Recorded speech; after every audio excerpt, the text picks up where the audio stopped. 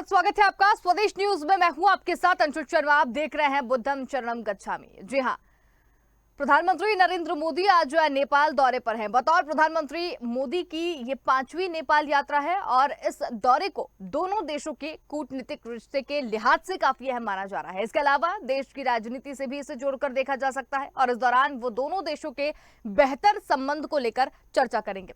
एक दूसरे के हितों के मुद्दे पर भी बातचीत होगी। बहरहाल एक बड़ा सवाल ये भी है कि मुलाकात के लिए लुम्बिनी क्यों चुना गया, काठमांडू या कोई अन्य शहर क्यों नहीं चुना गया। तो चलिए हम आपको बताते हैं कि लुम्बिनी क्यों चुना गया और चर्चा को आगे बढ़ाते हैं। लेकिन चर्चा को आगे बढ़ाने से पहले हम आपको बताएं कि लुम्बिनी जाने से भारत नेपाल के राजनीतिक रिश्ते जो है वो मजबूत होंगे।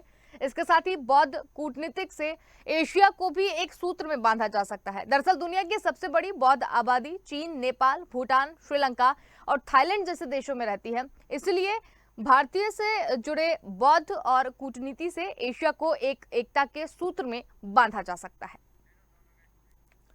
तो हम इसी मुद्दे पर बातचीत करेंगे और बातचीत के लिए हमारे साथ दो मेहमान यहाँ पर जुड़ गए हैं, जिसमें हमारे साथ रिटायर्ड मेजर मोहम्मद अली शाह, रक्षा विशेषज्ञ हमारे साथ में हैं, और रिटायर्ड कर्नल जीएस सोढ़ी जी हमारे साथ में हैं। सर, आप दोनों का ही बहुत स्वागत है।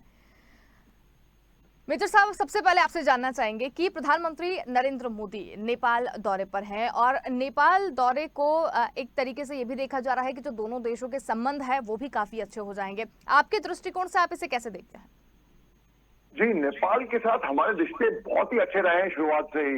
नेपाल बल्कि एक छोटे भाई की तरह है हमारे लिए। बिल्कुल। सन 2020 में केपी शर्मा ओली की गवर्नमेंट आई, उनने थोड़ी गड़बड़ करी थी। उन्होंने एक नेपाल के मैप पे इंडियन टेरिटरीज को दर्शाया था और चीन से दोस्ती कर ली थी, और चीन उसी मौके का फायदा उठा के, जो कि 3 इलाके हैं, कालापानी, लिम्पोदुरा, उन इलाकों को वो स्ट्रेटेजिक ऐसे लोकेशन पे है कि अगर वो चीन को उनको एक्सेस मिल जाता तो वो हमारे कुछ इलाकों को डोमिनेट कर पाते की ऐसी संभावना हो पाती। और जो 110 पेज की टेक्स्ट बुक थी नेपाल में, जहाँ पे इंडियन टेरिटरी के तरीके से ही दर्शाया गया था, वो केपी शर्मा ओली साहब ने बैन कर दी थी नेपाल में जी। और 2020 में ही चीन ने नेपाल में घुस के उनके हमला डिस्ट्रिक्ट में, जो कि पिथौरागढ़ से 70 किलोमीटर की दूरी पे है, पिलर नंबर 11 और पिलर नंबर 12 इलीगली कंस्ट्रक्ट करे थे, जो कि चीन ने मना कर दिया था। मगर फिर सैटेलाइट इमेजरी के जरिए वो दर्शाया गया कि चीन नेपाल में घुसी थी और उन्होंने वहां पे आके सलामी स्लाइसिंग करी थी। अब केपी शर्मा ओली साहब के लिए ये बहुत ही शर्मिंदगी वाली बात हो गई थी, क्योंकि उन्होंने पहले मना किया था, लेकिन बाद में जब टेक्नोलॉजी के जरिए ये साबित हुआ कि चीन हकीकत में नेपाल की टेरिटरी में घुसी थी, तो उनके लिए मुश्किल आ गई थी। बिल्कुल। तो उस टाइम पे हिंदुस्तान और नेपाल के रिश्ते थोड़े बहुत कहीं ना कहीं ऐसा हो गया था कि छोटा भाई बिगड़ गया है, कोई बात नहीं, घर आ जाएगा लौट के जी। और वही हुआ, ठीक वही हुआ। अभी जो प्रधानमंत्री साहब हैं वो नेपाल के, ये हिंदुस्तान आए थे, जो बादल शेरपा साहब, ये हिंदुस्तान आए थे 1 महीने पहले 3 दिन का दौरा करने के लिए। अब इनके न्योते पे ही हमारे प्रधानमंत्री साहब को नेपाल गए वो जी। और आप देखिए स्ट्रेटेजिकली, आप देखिए जहाँ जो नेपाल में, जहाँ पे सिद्धार्थ, जो कि गौतम बुद्धा का ओरिजिनल नाम था, बिल्कुल, गौतम बुद्ध साहब जहाँ पे पैदा हुए थे वहां पे, और उत्तर प्रदेश में जहाँ पे उन्होंने मोक्ष हासिल किया था जी, वहां से हेलीकॉप्टर के जरिए वो वहां पे गए। हाँ। और वहां पे हमने देखा कि वहां पे भूमि पूजन भी हुआ, वो के हिंदुस्तान के जो लोग हैं वहां पे उनसे भी मिले, वहां के डायस्पोरा से भी मिले, बिल्कुल, वही नेपाल के गवर्नमेंट ऑफिशियल्स को भी मिले, वहां पे दावत है लंच की, और वो शाम तक वापस आएंगे दौरे से। इससे क्या होगा, हिंदुस्तान और नेपाल की जो बायलैटरल टाइज हैं और मजबूत होंगी। और हालांकि कोई ऐसा स्पेसिफिक एजेंडा, मुद्दा बताया नहीं गया था कि ऐसे मुद्दे पे हम आपको बुला रहे हैं, या मगर 5 मुद्दे जहां तक मैं देख रहा हूं जी, वो एजुकेशन के मामले में थे। वो एमओयू साइन करेंगे काठमांडू यूनिवर्सिटी के साथ, हाँ, एजुकेशन के। अब आप देखिए, नेपाल के लोग हिंदुस्तान की आर्मी में है, गुरखा राइफल्स में है, असम राइफल्स में है, वो ब्रिटिश आर्मी में भी है, वो अलग बात है। और नेपाल के, बल्कि कोई फर्क नहीं है, हम नेपाली जो इतने नेपाली हिंदुस्तान में काम कर रहे हैं बिल्कुल। उनको भी हम अपना ही मानते हैं, बिल्कुल। वो भी हमको अपना मानते हैं। भाई आपको मैं एक हल्का सा अंशुल जी 1 मिनट में ये किस्सा सुनाता हूँ। बिल्कुल। 1965 और 1971 में भी अलग अलग केस में हुआ था और 1962 में भी हुआ था। भाई चीन की सेना आ गई थी बहुत करीब, तो हमारे गोरखा ट्रूप्स बॉर्डर पे थे, उन्होंने लाउड स्पीकर पे कहा कि तुम हिंदुस्तान की आर्मी के साथ क्यों मिलकर लड़ रहे हो, वापस जाओ नेपाल, तुम हिंदुस्तानी नहीं हो। हमारे जो नेपाली सोल्जर है इन्होंने मुंह तोड़ जवाब दिया चीनियों को। उन्होंने कहा हमारी लॉयल्टी, हमारी वफादारी, हमारी ईमानदारी हिंदुस्तानियों के प्रति, हिंदुस्तानी फौज के प्रति, हमारे नमक के प्रति कोई इस पे सवाल नहीं कर सकता है। और वो खूब बहादुर तरीके से जंग लड़े थे। हमारे फील्ड मार्शल थे सैम मैनेक्शॉ साहब, जो कि चीफ ऑफ आर्मी साहब भी थे। फील्ड मार्शल सैम मैनेक्शॉ साहब ने कहा था अगर कोई शख्स ये बोले उसको मौत से डर नहीं लगता है, या तो वो झूठ बोल रहा है या तो वो गोरखाली है, यानी कि एक तरीके से नेपाली है। और हमारी जो बॉन्डिंग है, हमारी जो उनके साथ जो फ्रेंडशिप है वो और पुख्ता होगी इससे अंशुल जी। बिल्कुल, मतलब ये जो दौरा है वो काफी अहम माना जा रहा है। सोढ़ी साहब भी हमारे साथ यहाँ पर जुड़े हुए हैं। सर आपसे एक सवाल यहाँ पर यह है कि जिस तरीके से नेपाल दौरे पर वहां पर गए हैं, हालांकि ये प्रधानमंत्री मोदी की 5वीं नेपाल यात्रा है, लेकिन ये जो नेपाल यात्रा है ये काफी अहम मानी जा रही है, चाहे राजनीतिक दृष्टिकोण से भी देख ले, धार्मिक दृष्टिकोण से भी देख ले। तो एशिया के देशों की अगर बात करें तो एशिया के देशों को एक सूत्र में, क्या ये जो बौद्ध कूटनीति है ये एक सूत्र में बांध सकती है? चैनल में हूं। आज की प्रधानमंत्री नरेंद्र मोदी जी की नेपाल की यात्रा 2 कारण से बहुत महत्वपूर्ण है। पहला कारण ये कि आज वो बुद्ध पूर्णिमा के पावन अवसर पे नेपाल गए हैं। इन्होंने पूरे विश्व को एक संदेश भेजा है कि भारत हर मजहब की इज्जत करता है, भारत के लिए सारे मजहब बराबर के हैं। तो आज के पावन दिन को चुनने के लिए और वहां जाने के लिए उन्होंने एशिया को ही नहीं पूरे विश्व को एक बहुत अच्छा संदेश दिया है। बिल्कुल। दूसरा महत्वपूर्ण कारण यह है कि नेपाल एक आर्थिक समस्या में से जा रहा है और भारत उसका एक पड़ोसी होने के बावजूद हमेशा भारत ने हर देश की सच्चे दिल से मदद की है। तो नेपाल का दौरा इस वक्त जब नेपाल एक आर्थिक संकट में जूझ रहा है, ये एक संदेश है नेपाल को हमारे प्रधानमंत्री नरेंद्र जी के मोदी जी की तरफ से कि भारत और मैं आपके साथ इस कठोर समस्या में साथ खड़े हुए हैं। अभी मैं अशोक जी 2 मिनट लेना चाहूंगा आपको बताने के लिए कि नेपाल भारत के लिए महत्वपूर्ण क्यों है। नेपाल भारत के लिए 3 कारण से महत्वपूर्ण है। पहला कारण है ऐतिहासिक। नेपाल में कई प्राचीन और प्रसिद्ध मंदिर हैं और भारत के कई श्रद्धालु हर साल नेपाल के मंदिरों में जाते हैं अपनी श्रद्धा देने के लिए। दूसरा कारण है जियोपॉलिटिकल। नेपाल का चाइना के साथ 1390 किलोमीटर लंबा बॉर्डर है और नेपाल चाइना और भारत के बीच में एक बफर नेशन बन के बैठा हुआ है जो कि भारत की सुरक्षा के लिए बहुत अहम है। और तीसरा कारण है सैनिक, जो कि अभी मेजर मोहम्मद अली शाह ने सही बताया कि नेपाल के 44,000 गोरखा जवान भारतीय सेना में नौकरी करते हैं और उन्होंने हर युद्ध में उच्चतम दर की बहादुरी का प्रदर्शन किया है और कई उन्होंने अवार्ड भी जीते हैं जंगों में और काउंटर इंसर्जेंसी ऑपरेशंस में। अभी आज जो भारत के प्रधानमंत्री नरेंद्र मोदी जी की यात्रा है नेपाल में, ये विश्व के ही नहीं बल्कि एशिया के भी उन देशों को बहुत कूटनीति में बांध सकती है जो कि जिनमें बौद्ध धर्म जो है वो एक मेजॉरिटी धर्म है, चाहे वो नेपाल है, चाहे वो म्यांमार है, चाहे वो श्रीलंका है। इससे भारत ने जो आज ये दौरा कर रहे हैं मोदी जी, ये एक संदेश जा रहा है कि भारत अंतरराष्ट्रीय स्तर पे एक बहुत बड़ी शक्ति बन के उभरा हुआ है और हम आज की तारीख में बेशक ऑफिशियली एक सुपर पावर नहीं है, लेकिन हम सुपर पावर से भी कम नहीं है।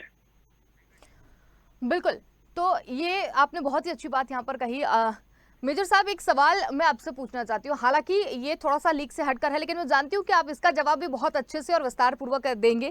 तो यहाँ पर जिस तरीके से देखा जाए नेपाल दौरे को लेकर, और जिस तरीके से एक बहुत अच्छी बात सोडी सर ने बताई है कि वहाँ पर बहुत सारे हमारे प्राचीन मंदिर हैं जहाँ पर भारत के लोग वहाँ पर जाते हैं, और एक जो रिश्ता है वो बिल्कुल छोटे भाई भाई जैसा है। तो विरासत के सहारे भी क्या राजनीतिक संबंध को सुधारने की या साधने की कोशिश की जा रही है? इसे ऐसे भी देखा जा सकता है? जी अंशु जी, आप इस बात बिल्कुल सही। आपको मैं एक एग्जाम्पल देता हूँ, हर कोई बात ये बड़े साधारण तरीके से समझ ले। बिल्कुल। हमारे कुछ एक दोस्त ऐसे होते हैं, जैसे फर्ज करिए मेरा रिश्ता जो है कर्नल सोडी साहब के साथ ऐसा रिश्ता है कि मैं इनके घर कभी पहुंच जाऊं बिना सर को फोन करे, और सर के फ्रिज में खोल के कोल्ड ड्रिंक भी निकाल के पी लूं मैं जी। हमारा रिश्ता ऐसा, क्योंकि हमारे बहुत पुराने संबंध है हमारे। बिल्कुल। एट द सेम टाइम ऐसे भी रिश्ते होते हैं हमारे कि भाई मैं किसी के घर आऊं, पहले मैं अपॉइंटमेंट लूं, पूछ के आऊं, वक्त लूं, तब आऊं, और बैठ के बिल्कुल अलग तरीके से मैं थोड़ा तकल्लुफ तरीके से थोड़ा पेश आऊं मैं। बिल्कुल। अब नेपाल के साथ हमारे रिश्ते वैसे वाले हैं, बेतकल्लुफ, बिल्कुल कोई तकल्लुफ नहीं है बीच में, और जो जिस गहराई से संबंध है, और नेपाल वाले लोग समझ गए हैं, एक सबक सीख चुके हैं श्रीलंका को देख के। श्रीलंका ने गलती करी, उन्होंने सांप से दोस्ती करी चीन से, और उनके परिणाम हम सब देख रहे हैं क्या हुआ। और नेपाल वाले लोग सतर्क हो गए हैं इस बात से कि ऐसी गलती नहीं हो। हिंदुस्तान जब दोस्ती करता है किसी से, टूट के पूरे दिल से अनकंडीशनली, बिना किसी एक्सपेक्टेशन रिटर्न निस्वार्थ के भाव दोस्ती से करता है। वो सारी चीजें जो है वो निकल कर आती हैं। बिल्कुल। तो अब आप देख लीजिए, चीन और पाकिस्तान की जो दोस्ती है वो सीपेक जो इनका कॉरिडोर है, वो बस चाइना पाकिस्तान इकोनॉमिक कॉरिडोर की वजह से है, पर पैसे मेन तो मकसद इनका पैसे है। यहाँ पे हिंदुस्तान की दोस्ती भूटान को ले लीजिए, आप नेपाल को ले लीजिए, कोई पैसे, कोई तोल मोल, कोई लेन देन, कोई हिसाब किताब नहीं है। बिल्कुल। मोहब्बत है केवल, कोई लेना देना एक दूसरे से कुछ नहीं है, केवल मोहब्बत बांटनी है। और यही वजह है खास कि कितने नेपाली लोग हिंदुस्तान में केवल फौज के तौर पे ही नहीं, अनुबंध तौर पे जिंदगी, एक नौकरी भी कर रहे हैं यहाँ पे। और कल सोडी साहब ने बिल्कुल ठीक फरमाया कि हमारे प्रधानमंत्री साहब ने संदेश भी दे दिया है कि केवल एक धर्म नहीं, सारे धर्मों को मानता है हिंदुस्तान। बिल्कुल। और जो बुद्धिस्ट लोग हैं, भाई आज से बेहतर दिन क्या हो सकता था। अभी एक और मैं एग्जांपल देता हूं अंशुल जी। देखिए, आप किसी के जन्मदिन पे आप विश करती हैं जन्मदिन पे, तो अगर जन्मदिन पे विश किया उसका अलग फर्क होता है, और अगर जन्मदिन से 1 या 2 दिन के बाद बिलेटेड विश दी उसका अलग फर्क पड़ता है। बिल्कुल। अब जन्मदिन पे भी अगर आप रात के बिल्कुल ठीक 12 बजे जब दिन हो रहा होता है तब आप कॉल करते हैं, जब विश करते हैं उसका अलग फर्क पड़ता है। और जब आप दोपहर को विश करते हैं उसी दिन भी, लेकिन वो मोमेंट, वो टाइमिंग बहुत जरूरी है। बिल्कुल। और वही टाइमिंग का ठीक से हमने नेपाल से न्योता आया है, बिल्कुल। और हमारे प्रधानमंत्री साहब वहां पे गए हैं, बिल्कुल ठीक। और इसमें कई सारी चीजें सुलझेंगी इसमें। बिल्कुल। बहुत ही अच्छी तरीके से आपने समझाया है कर्नल साहब, लेकिन आपकी अगर बात को सुना मैंने जिस तरीके से, और वहां पर भी एक चीज निकलकर सामने है कि विरासत जो है वो चाहे भारत की हो या नेपाल की हो, दोनों की ही विरासत सिमिलर रही है। तो विरासत से वैश्विक सियासत किस तरीके से मजबूत होगी? देखिए, हमारा एक कॉमन लाइनेज रहा है, और सदियों से दोनों देश के काफी कठोर और अच्छे रिश्ते रहे हैं।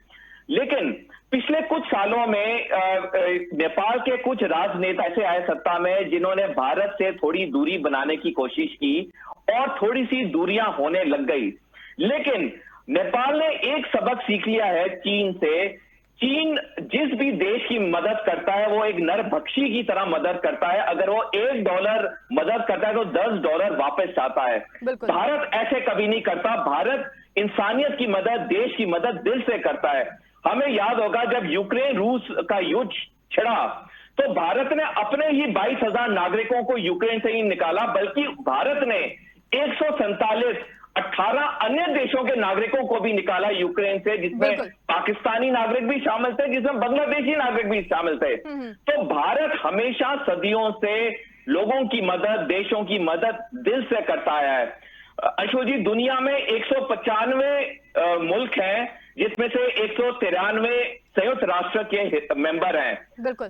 चाइना 195 मुल्कों में से 166 मुल्कों को उसने कर्ज दिया हुआ है और उसमें से 40 मुल्कों पे उसने अपना पूर्ण तरीके से कब्जा किया हुआ है, क्योंकि ये 40 मुल्क जी चाइना का जो उन्होंने लोन लिया था वो वापस नहीं कर पाए हैं। हमारे सामने पाकिस्तान और श्रीलंका दो डायरेक्ट एग्जांपल हैं। चीन ने श्रीलंका में हम्बनटोटा पोर्ट पे कब्जा कर लिया क्योंकि श्रीलंका उनके पैसे नहीं वापस दे पाया, और क्योंकि पाकिस्तान कर्ज नहीं उतार पाया चीन का, तो चीन ने पाकिस्तान के ग्वादर पोर्ट पे कब्जा कर लिया। नेपाल ये चीज अब जान चुका है, इसलिए पिछले महीने नेपाल के प्रधानमंत्री की 3 दिन की यात्रा भारत में और आज के पावन अवसर के दिन हमारे प्रधानमंत्री जी की यात्रा नेपाल में, यह बहुत बड़ा संकेत है कि नेपाल और भारत के जो रिश्ते हैं वो वापस उसी तरह मजबूत हो रहे हैं जैसे आज से 2-3 साल पहले थे, क्योंकि नेपाल जान चुका है कि भारत जो है वो एक सच्चा दोस्त है और कभी भी बुरे वक्त में भारत ना नाजायज फायदा उठाएगा और ना ही पीछे होगा। बिल्कुल कर्नल साहब, लेकिन एक इसमें बड़ा सवाल निकल कर ही आता है, क्योंकि इससे पहले भी हम कई बार डिबेट में बैठ चुके हैं और आपने ही एक बात कही थी पहले कि राजनीतिक जो हमारी जमीन है वो जितनी मजबूत होगी उतनी हमारी आर्मी और ये जो सारी चीजें हैं ये सारी चीजें भी मजबूत होगी। तो इस मुलाकात के कई सियासी इशारे भी जो है वो निकलकर सामने आ रहे हैं, इसे आप कैसे देखते हैं? बिल्कुल अचल जी, अगर हम देखें जब से नरेंद्र मोदी जी सत्ता में आए 8 साल हो गए हैं, वो भारत को एक अंतर्राष्ट्रीय स्तर पे एक बहुत बड़े पावर की तरह प्रोजेक्ट कर चुके हैं। अचल जी, किसी भी विश्व में किसी भी देश को एक सक्षम देश होने के लिए 3 चीजें चाहिए होती हैं: आर्थिक मजबूती, सैनिक शक्ति और परमाणु शक्ति। बिल्कुल। और इन तीनों के पीछे जो सबसे बड़ी शक्ति होती है वो होती है राजनीतिक शक्ति। जी। नरेंद्र मोदी जी ने अपने 8 साल की कमांड में इस देश की उन्होंने बहुत ही कठोर और बहुत ही अच्छी राजनीतिक शक्ति दी है, और उसका नतीजा ये कि आज भारत अंतर्राष्ट्रीय स्तर पे उस मुकाम पे पहुंच चुका है जहां पे पूरा विश्व भारत को इज्जत से देखता है और भारत को उस ऊंचे दर्जे पे रखा हुआ है जो कि आज से हम कई साल पहले मनोकामना करते थे जब हम बच्चे थे कि काश हमारा राष्ट्र भी इतना शक्तिशाली हो। और आज जब हम देखते हैं हमें बहुत गर्व और फख्र महसूस होता है कि हमारा राष्ट्र बहुत ही पावरफुल हो चुका है, और ये सिर्फ जो राजनीतिक शक्ति दी है मोदी जी ने, क्योंकि मोदी जी ने सिर्फ 2 ही चीजें अपने लिए उत्तम रखी हैं: राष्ट्रीय हित और राष्ट्रीय सुरक्षा। और उनको अगर कठोर कदम भी लेने पड़े हैं, उन्होंने इंश्योर किया है कि हमारा राष्ट्रीय हित और राष्ट्रीय सुरक्षा कभी कॉम्प्रोमाइज ना हो। बिल्कुल, बहुत ही अच्छी आपने इस मुद्दे को भी यहाँ पर समझा है। अली शाह जी, अगर कूटनीतिक रिश्तों की बात करें तो कूटनीतिक रिश्तों के लिहाज से जो नेपाल दौरा है वो काफी अहम माना जा रहा है, तो भारत की कूटनीति की अगर बात करें तो किस दिशा में जाते हुए नजर आ रही है आपको? भारत की कूटनीति अभी इस तरीके की है कि दुनिया भर, विश्व भर के लोगों को सीखना चाहिए कूटनीति होती क्या है, बिल्कुल, डिप्लोमेसी होती क्या है। अब आप देखिए, डिप्लोमेसी में एक छोटी छोटी बारीकियां भी इसमें लोग ऑब्जर्व करते हैं, किस तरीके से हाथ मिलाया, गले मिले, किस तरीके से बैठे, कितनी गर्मी से मिले, छोटी छोटी बातें भी डिप्लोमेसी में इसमें नोट की जाती हैं। अब आप देखिए, हमारे प्रधानमंत्री जिस तरीके से जितने की देश विदेश में हमारे रिश्ते, हमारे ताल्लुकात रखे हुए हैं, हमारे बना के रखे हुए हैं हिंदुस्तान के हर एक से कि भाई इमरान खान दुश्मन देश भी हमारी तारीफ करता है। वो कहता है एक तरफ हिंदुस्तान की जो इंडिपेंडेंट फॉरेन पॉलिसी है, कोई इनको कुछ कह नहीं सकता, वहीं दूसरी तरफ ब्रिटेन पाकिस्तान को कह रहा था, और ब्रिटेन ने पाकिस्तान को यह भी कहा था हम हिंदुस्तान को तो कह नहीं सकते क्योंकि वो इंडिपेंडेंट सोवरेन राष्ट्र है जी। तो इमरान खान जब सत्ता में थे, सत्ता से कुछ दिन पहले हटने से पहले उन्हें बोला तो हम क्या है, तो हम वही हैं जो हम अपने बारे में सोचते हैं, जो हमें महसूस होता है हम वो हैं। और हिंदुस्तान अपने आप को आज की तारीख में बहुत आगे मानता है, तो इसीलिए हिंदुस्तान आगे है। तो एक तरफ हिंदुस्तान वहां पे क्वाड का भी हिस्सा है, दूसरी तरफ वो रूस से तेल भी लेता है, सस्ता तेल, ठीक है। एक तरफ हिंदुस्तान मदद कर रहा है यूक्रेन की, दवाइयां, खाना पानी, एड, उस तरीके की मदद कर रहा है। दूसरी तरफ हिंदुस्तान के व्यापार के संबंध भी खुले हुए हैं रूस से, कोई हमें कुछ कह नहीं पाएगा। क्यों? क्योंकि आज की तारीख में हिंदुस्तान एक ऐसे मुकाम पे पहुंच गया है अपनी कूटनीति की वजह से कि बाहर के देशों को हिंदुस्तान की जरूरत है। बिल्कुल। जब अमेरिका ने सैंक्शन लगाए थे हिंदुस्तान के कोविड वैक्सीनेशन के इंपोर्ट एक्सपोर्ट पे कि उनके रॉ मटेरियल्स एक्सपोर्ट इंपोर्ट नहीं होंगे, जिस दिन हिंदुस्तान ने 1 मिलियन वैक्सीनेशन एडमिनिस्टर करे एक दिन में, उसी दिन आप इसको महज इत्तेफाक कहती हैं, लेकिन बात यह है कि उसी दिन अमेरिका ने वो सैंक्शंस खोले कि हिंदुस्तान के साथ व्यापार कर सकते हैं, कोई बात नहीं, कोविड वैक्सीनेशन की रॉ मटेरियल्स का। इससे क्या साबित होता है? इससे साबित ये होता है, ये दिखाता है, ये दर्शाता है कि हिंदुस्तान आज की कूटनीति अव्वल दर्जे पे है। पिछले महीने ही आपने देख लिया, 3 हफ्ते में लगातार continuous head of state, diplomacy, president, प्रधानमंत्री, लगातार मैं गिरा सकता हूं, मैं रट लिए थे नाम, कौन से देश की कौन कौन हेड ऑफ स्टेट आ रहे हैं। बिल्कुल, ये हिंदुस्तान आ रहे थे। बिल्कुल। तो बिल्कुल मैं तो ये कहूंगा कि हम बिल्कुल विश्व गुरु के बनने के रास्ते में हैं और बहुत ही जल्दी हिंदुस्तान एक सुपर पावर होएगा। बिल्कुल, क्योंकि यहाँ पर समय की भी कमी है और भी इस चर्चा को हम आगे बढ़ाना चाहते थे, लेकिन फिर भी एक चलते चलते अंतिम सवाल सोनी साहब आपसे जानना चाहेंगे कि जिस तरीके से अगर बुद्ध पूर्णिमा पर नेपाल पहुंचे हैं तो भारत और नेपाल के रिश्ते तो सुधरते हुए नजर आ रहे हैं, लेकिन इसका प्रभाव चीन पर कितना पड़ता हुआ नजर आ रहा है? आज के पावन बुद्ध पूर्णिमा के पावन पर्व पे ये चीन को एक क्लियर संकेत और मैसेज है कि भारत और नेपाल के अच्छे रिश्तों के बीच में चीन भी नहीं आ सकता है।